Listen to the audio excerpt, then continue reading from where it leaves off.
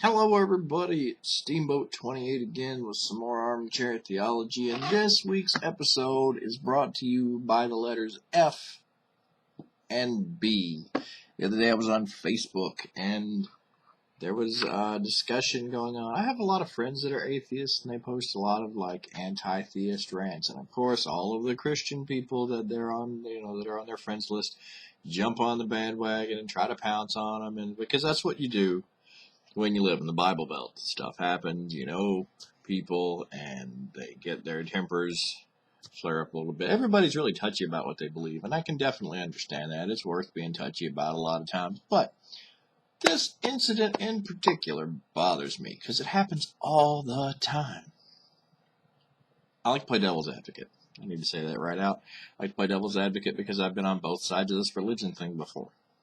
I like to play devil's advocate because I was trained in debate in high school. So I like to argue. It's one of my things. I like to argue. I like to argue a lot. If you've known me for longer than about 12 seconds, you know that. So I took up the devil's advocate position with this one particular individual who said, and I'm going to quote here, "God exists, and I can prove it." I don't care who you are. I don't care what you know. That statement is factually inaccurate. You cannot prove it. I'm going to say something that's going to be a little weird, so try to follow me here.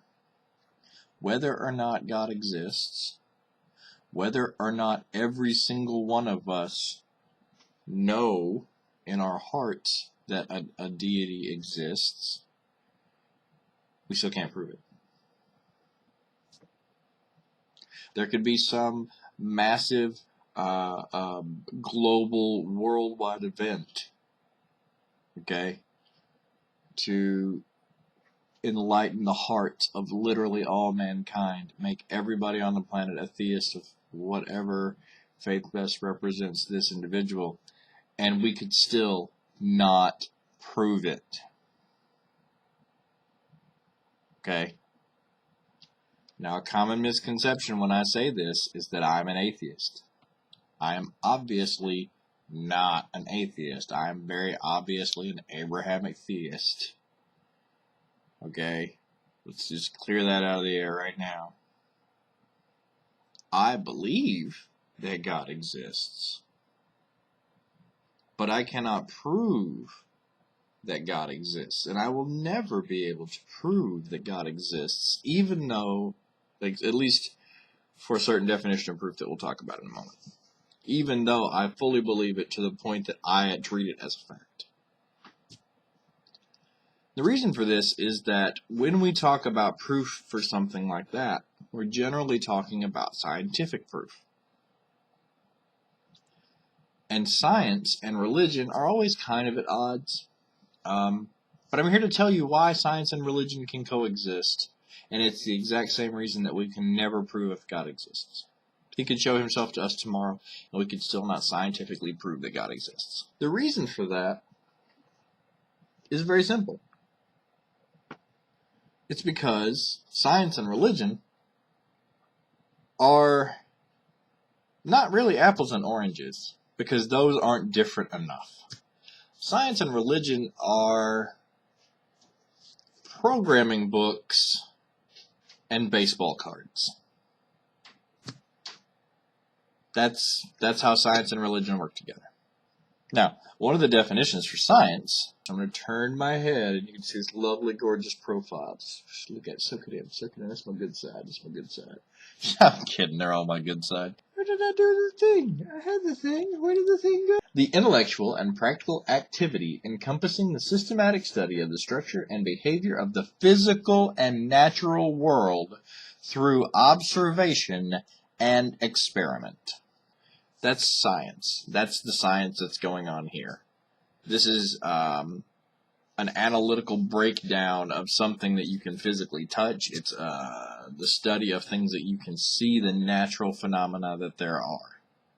That is science. Science has limits. That is a very unpopular opinion, because in order to admit that science has limits, you have to believe that something exists outside the natural world.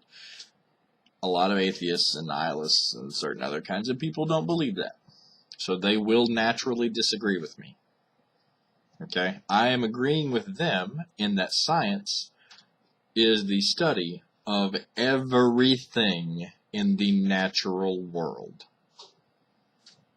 Everything in the natural universe, that is science. Science covers that. The problem comes in where we realize that religion, specifically theology, is the study of the science, in the more loose term, the analytical deduction of knowledge through observation. The science of things that are outside the realm of actual science. They're not natural things. They're not bound to the circles of the world, to use a Tolkien phrase. They are beyond science's comprehension by their very definition. Science cannot conceive of these things. It cannot. It is not compatible with the foundation, the base foundation, the operating system of science, if you will. It is not compatible. There is no way that science, as the study of the natural world and its phenomena, through observation, analysis, and experimentation, can ever understand, prove, or even disprove the existence of things outside its realm of influence. Since science stops at the natural, since science stops at the universe, vast though it may be, infinite though it could possibly be, it still has limits. Religion exists outside those limits. Religion is the science of things that are not in the category that science governs. Religion is the study of the things that are beyond the natural universe, the supernatural, if you will. And because of this, you can't prove that God exists. You also can't disprove that God exists, because God, by his or her or their or its very definition, is outside the realm of compatibility with anything that science can prove or disprove. The same thing goes for any of the other supernatural nonsense out there. Now, like, if vampires existed, in theory, we could prove that vampires existed, right? Because they have a physical form. We might not understand them. They might be animated by something that is non-scientific. But they have a physical form. Like, they exist in a way that we can interact with, and therefore science can deal with them. At least insofar as they are physical creatures. Same thing with Nessie, or any of the other cryptids, or like werewolves, or like fairies, or crap like that, right? Or Santa. You can never prove that Santa Claus exists, but you also can't prove Santa Claus doesn't exist. Probably gotta edit that part out. Some kids might see this. Don't want to upset them. I still believe in Santa Claus. F them. Whatever. So there we have it. We've got the crux of the matter settled. You can't prove God exists. And you can't prove he doesn't. You can't prove religions are false, but you can't prove them true either. Not through scientific means. That's why they're called faith. Because you have to believe in them. You have to believe in them. You have to have faith. Because if you don't, then it's going to seem fake to you. If you don't believe in these things, because there's no science to back it. There's no science to back any of this up. We can study all of the physical. What we can't study are things like God and the soul. Because you can't prove the soul exists either. You can't prove it doesn't. We don't know that it's not some weird quirk of consciousness yet. I'm probably going to close with this one thought. We don't know. We can't know. We'll never know. You can't prove God exists. You can't prove God doesn't exist. You can't prove the soul exists. You can't prove the soul doesn't exist. You can't prove religion to be true. You can't prove religion to be false. It's all based on belief. And if you have it, keep it. If you don't, ditch it. If you're not sure, figure it out. You've got time, child. You've got time.